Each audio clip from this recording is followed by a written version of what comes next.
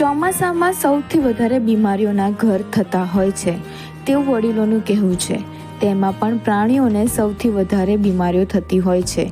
તો અત્યારે લોકો પહેલાં કરતાં 70થી 80% પોતાના ઘરે ડોગ રાખતા હોય છે.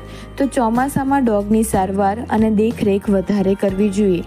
અમદાવાદના પ્રખ્યાત વેટરનિટી ડૉક્ટર ભાવિન ચૌહાણ, જે છેલ્લા 4 વર્ષથી ઘાટલોડિયા વિસ્તારમાં પોતાની ક્લિનિક ચલાવી રહ્યા છે, તે ડોગ સ્પેશિયાલિસ્ટ છે. તેમના કહેવા મુજબ ચોમાસામાં સૌથી વધારે બીમારીઓના કેસ આવતા હોય છે. મહિનાના 300 જેટલા ફંગલ વાયરલ ઇન્ફેક્શનના કેસ આવતા હોય છે. ડૉક્ટર ભાવિન ચૌહાણની સલાહ છે કે જે લોકો પોતાના ઘરે ડોગ રાખી રહ્યા છે તેમને ચોમાસામાં સૌથી વધારે ધ્યાન રાખવું જોઈએ અને બીજું શું ધ્યાન રાખવું જોઈએ તે પણ જાણીશું. ચોમાસામાં જનરલી શું થતું હોય છે કે સ્કિન ઇન્ફેક્શનના કેસીસ વધારે આવતા હોય છે. આ દરમિયાન પેટ પેરેન્ટ્સે એ ધ્યાન રાખવું જોઈએ કે ચોમાસામાં જ્યારે વરસાદ પડતો હોય ત્યારે જનરલી અવોઇડ કરવું જોઈએ કે ડોગને કેટને બહાર લઈને જવું. અને જો લઈ જાઓ છો તો પછી ડોગ્સના રેનકોટ બી આવે છે અને કેટને બાસ્કેટને એ રીતે આવે છે તો લઈ જાઓ. જનરલી તો અવોઇડ જ કરવું જોઈએ. સ્કિન ઇન્ફેક્શન ફંગલના કેસીસ આ દરમિયાન વધારે જોવા મળે છે.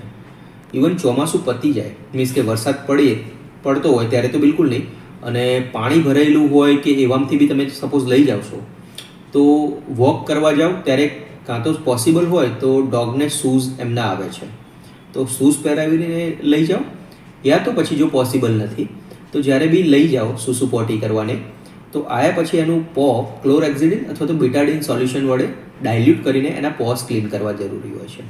બીજી વસ્તુ કે તમે જ્યારે બી નવડાવો છો ડોગને ચોમાસા દરમિયાન કે બહાર પલળે છે છત ઉપર જઈને, અમુક ડોગને ગેલેરીમાં જઈને ટેરેસ પર જઈને પલળવું ગમતું હોય છે ને પેટ પેરેન્ટ્સને મજા આવતી હોય છે ખુશ જોઈને, આપણે બી ખુશ થઈએ. તો એ દરમિયાન જો બહાર વરસાદના પાણીમાં પલળે છે તો બેટર કે ઘરે લઈને ફરીથી એક વખત નવડાવી દે proper. Anti fungal shampoo generally use કરવું જોઈએ ચોમાસામાં, અને પ્રોપર ડ્રાય કરવું જરૂરી છે એને નવડાવ્યા પછી. કેમ કે જો એક ડ્રોપલેટ બી રહી ગઈ ત્યાં વાળની અંદર કે પછી એ શું થશે, ત્યાં ડસ્ટ પાર્ટિકલ જમા થશે, ખંજવાળ ચાલુ કરશે ડોગ અને અલ્ટિમેટલી ઇન્ફેક્શન રેઝ થશે. આ સિવાય બી તમારે જનરલી શું થતું હોય, વરસાદમાં વીજળીના ચમકારાને એ બધું થતું હોય ને તો અમુક ડોગ કેટ ડરી જતા હોય છે. એ સમયે તમે એન્ઝાયટી પિલ્સ બી તમે આપી શકો છો. આયુર્વેદિક એન્ઝાયટી પિલ્સ અવેલેબલ હોય છે ક્લિનિક ઉપર, જેની કોઈ સાઇડ ઇફેક્ટ નથી હોતી. ડોઝ પ્રમાણે ડૉક્ટર જે પ્રમાણે પ્રિસ્ક્રાઇબ કરે એ પ્રમાણે તમે એને પિલ્સ આપી શકો છો. બીજું, જ્યારે આપણે વોક કરાવવા લઈ જઈએ છીએ ડોગને, જે પ્રમાણે મેં કીધું શૂઝ પહેરાવો કે પછી એને ક્લીન કરવાનું, વોક કરાવતી વખતે એ બી તમારે ધ્યાન રાખવાનું કે કોઈક પાણી કે કંઈક પડ્યું છે ડોગ ખાઈ ના લે. કેમ કે એના કારણે ફૂડ પોઈઝનિંગના અને સ્ટમક અપસેટ થવાના ગેસ્ટ્રોએન્ટરાઇટિસના ચાન્સીસ બી વધારે હોય છે. પપી સપોઝ તમે ચોમાસા દરમિયાન લાવો છો તો ટ્રાય કરવાનો કે જ્યાં સુધી પોસિબલ હોય ને કે વેક્સિન એનું કમ્પ્લીટ ના થાય ત્યાં સુધી બીજા કોઈ ડોગના કોન્ટેક્ટમાં કે બહારના એટમોસ્ફિયરના કોન્ટેક્ટમાં ના જવું જોઈએ. ડૉક્ટરના કહેવા મુજબ આટલી વસ્તુઓનું ધ્યાન રાખવાથી ડોગને ચોમાસામાં રોગ ન થાય તેનાથી બચાવી શકાય છે.